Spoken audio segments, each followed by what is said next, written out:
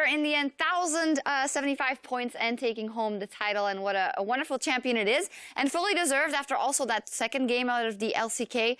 Similar things coming out of the EU squad. And it did go better for them early game, but it still wasn't enough. They just look so coordinated. Yeah, obviously coordination, big deal for LCK.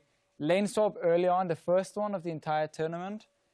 We could see that all the things people have been practicing for Worlds were kind of, you know, the level was gone down a little bit. You know, Mad Life was late for his roam down towards the bottom lane to defend it. Huni dies one-on-one tops. A little bit of it like a discount lane swap coming in, but it was still super exciting to watch. It was actually a very interesting lane swap because the jungle changed to experience. You need the machete to get the max out of it. We actually saw Amazing come to that bottom lane level 3, and Huni was still level 1 with 0 EXP. He just kept starting the camps because he only needed the counter-strike to actually make that tower dive work. And Amazing needed all of his abilities to get the maximum out of it. So I thought it was actually quite an interesting lane swap, but of course Huni gets nothing out of it, and you saw how far behind he got in this game when they shut him down as well. Yeah, we do see that the Ice squad there, although they're behind Fire celebrating, they still look happy because overall... The trophy, you know. They don't get the trophy? No. No, they don't even get the 1-versus-1 trophy because Bjergsen took that one home. What this is really all about, though, is the region getting IP boosts. That's what it's all about. We get to just bathe in that free IP, man. North American players can now buy Ashe, and we can practice our skill shot accuracy so that next time we come to international competition, we can do a bit better. But we need it. But honestly, like, talking about regional parity and whatnot, like, you know, all start with the World Korea's back on top, right? Amazing players, even when you shuffle up the rosters and whatnot. But also, like, I mean, what an impressive 2015 for Europe, right? Coming in, a bunch of roster changes. You saw Origin entirely made of European players make top 4 at Worlds.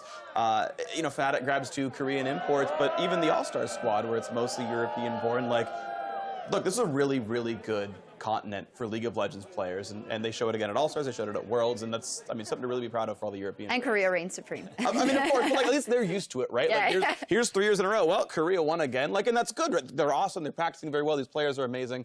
But I mean, like, Europe really, really stepped up, and that's super cool. But it is cool to highlight, though, as you say, 3 times in a row. We had the LCK All-Stars, or then the Korea All-Stars when we were in Shanghai. We had SK Telecom reigning supreme in Paris, and now once again here. The tradition continues, but overall, I just think it was amazing to see all the players come together. And in the off-season, a little bit of the stress of Worlds alleviated. It was a very nice atmosphere. Yeah, I think that this event overall is about celebrating every player that was voted here as an all-star and watching them perform on this stage, whether it was a fun game mode, the one-on-one, or the group play.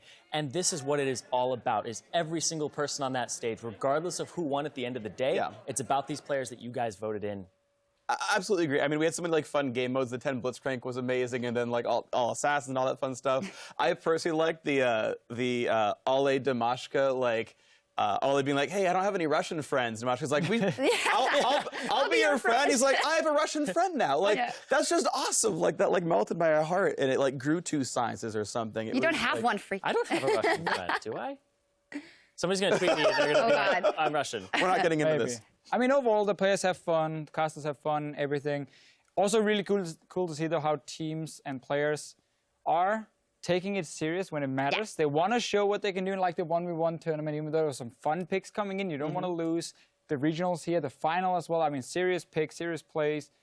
That's also what we want to see, because people vote these guys in to see what kind of mechanics they have, what skills they can show on the international stage, and we got to see some pretty sick plays. Yeah, and also, whenever you're competing on the international stage as one of these players, you're usually just like arm distance away from the people, and you're saying, you know, we are enemies. Well, you're seeing in the one-on-ones, they're saying, hey, you want to pick this together? Yeah. They're having more of that bond, right? And we're seeing these players actually make those friendships that are going to continue to last to the next international event where they meet up again. Really cool stuff. We can talk about it a little more in a sec, but I do hear that the interview is ready. Dash is standing by with some of your 2015 All-Stars, so let's head inside and listen. Thank you very much, Shocks. I am standing by with Meteos, Faker, and Homan, who's going to do some translations for us, but 2 of the victorious members of Team Fire. Faker, I have to come to you first. It all came down to that final best of 3, and you guys brought it home for all of Team Fire. So how did it feel knowing that it was all going to come down to your team's performance in that final best of 3? 그 올스타전의 승패가 이제 마지막 유럽과의 3판 2선승제 걸려 있었는데 이제 팀 파이어의 승리를 거머쥐고 있는 그 마지막 판에 들어가기 앞서서 어떤 생각하셨는지 말씀해 주세요. 제가 1대1을 금방 떨어졌으니까 5대5라도 잘하자라는 마음으로 시작했고 다른 팀원들이 같이 있어서 1대1은 제가 못 이기겠지만 5대5는 이길 수 있다고 생각해서 그렇게 했던 것 같아요. So because I lost so early during the 1v1 tournament, I thought I had to at least play better for the 5v5 match. And because I'm playing my teammates during the regional matches, I thought I could play better and maybe win the game. Yeah. Well, and that you did. You put up quite a performance there in that final best of three. Meteos, over to you. This is the first time I'm going to get to speak to you throughout this event. You know, I want to know, since we haven't seen you on this stage in a little while, how it felt to kind of rejoin the ranks of these top players and play over the last 4 days. It was actually a lot of fun for me. I haven't played competitively for a few months, so I was really happy to be a part of this. I did a moderate amount of feeding in some of my games, but you know, it's still a good time. It's just fun show matches. Yep, smiles across the board on everybody's faces.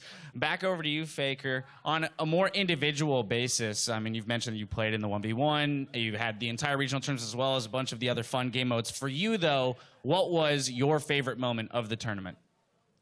이제 페이커 선수가 이번 대회 때 뭐 1대1 대회나 5대5 경기 다 많은 것을 언급해 주셨지만 페이커 선수 본인한테는 어떠한 순간이 가장 기억에 남거나 즐거웠었나요? 저는 애니비아로 1대1을 했을 때가 가장 기억에 남는데 그렇지만 좀 져서 아쉽긴 하지만 가장 재미있었던 순간이었던 것 같아요, 그때가. Even though I lost the game, I enjoyed playing the Nivea mirror match with Froggy the most, and I think it would be the most memorable moment to me. I think it was one of the more memorable moments for everybody watching as well, to see you two go up against each other, be rock stars, mid laners as you are. Meteos, you stepped in for High and Rush, and so you kind of came late into the party in that regard. However, that didn't stop the amazing support from the fans that you received in the sense that they voted you into the All-Star match. So even coming in late, it just kind of showed how many people, you know, still look up to you as a top player in League of Legends. What did it mean to you that all of those people still, you know, were your supporters and threw their vote in for you to play in that high-level match? It means a lot to me, obviously, because I've had a decently long League of Legends career, and towards the end, it wasn't going so hot. But it means a lot that the fans still support me, and I hope to keep playing. Absolutely. Well, I look forward to seeing you continue to play. And finally, Faker, as a representative of Team Fire, since this was a huge team event, there were 3 different regions on each team, I want to give you a moment to say whatever you need to say to your supporters, both in the arena as well as around the world, who supported Team Fire on your way to victory. 그 이제 세 개의 지역으로 이루어진 팀 파이어의 대표자로서 이제 이번 올스타 이벤트 기간 동안 팀 파이어를 응원해준 모든 팬들과 모든 지지를 보여준 사람들한테 마지막으로 한마디 좀 해주세요. 지난 올스타 때는 계속 다른 팀들이랑 싸우기만 했는데 이번 올스타에서는 다른 팀들이랑 같이 호흡을 맞출 수 있었다는 게 너무 좋았고 더 재밌었던 것 같아요. 그리고 이렇게 팀을 나눠서 응원해 주시니까 저희도 힘이 더 많이 나는 것 같아요. During the past All-Star events, we were just playing against each other regions. But for this event, it was just having a really fun moment to actually team with them, other regions, and just play together side by side.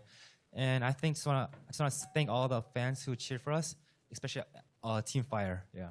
Well, on behalf of all of the fans as well as the broadcast team here, I'd like to thank you gentlemen, as well as the rest of the members of each team, for giving us such a treat over these last 4 days watching some incredible League of Legends play. Again, congratulations on your victory. It's time now for us to send it back to Shox and crew at the Analyst desk to close out the weekend.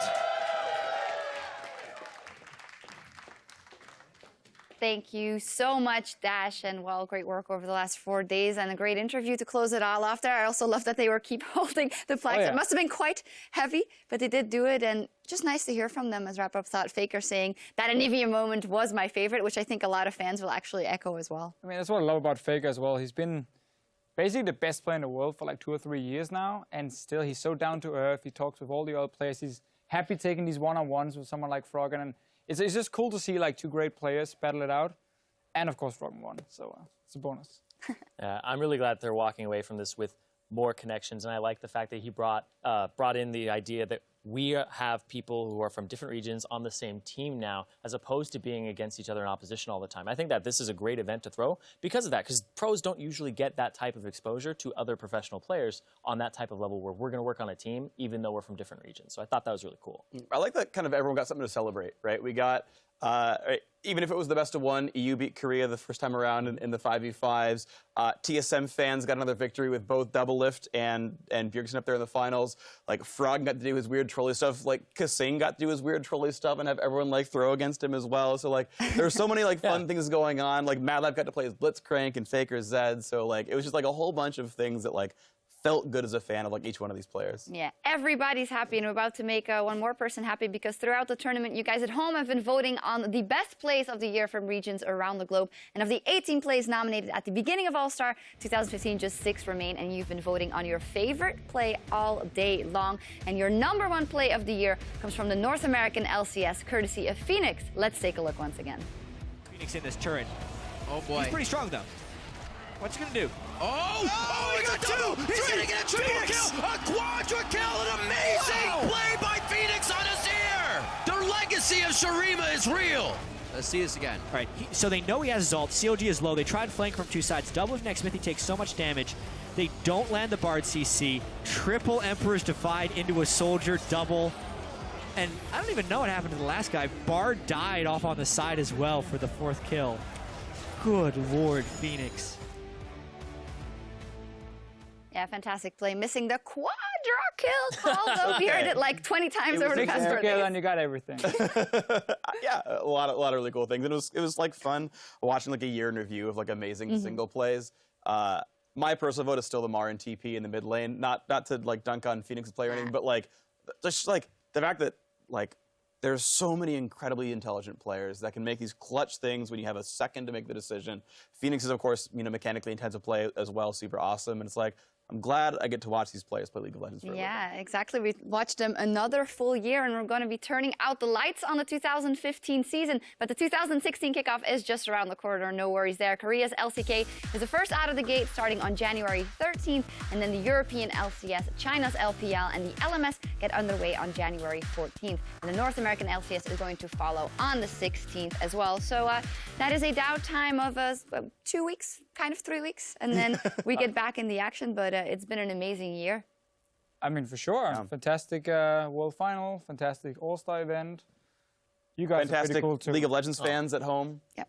Definitely. And for them, we have to celebrate of another season of Pro Play. We're going to have a new challenger approaching, Challenger in Italy, so keep your eyes peeled as we get closer to the opening day of 2016. Some amazing splash out that as well. Until then, though, we are going to need to sign off. So on behalf of everyone here covering the 2015 All-Star event, thank you so much for joining us. Whoa. And until the 2016 Spring Split, we'll catch you on the Rift. Fire wins! Good job, everyone. We are the best. We did it! Officially. Zyrene, hype man. Wonderful stuff.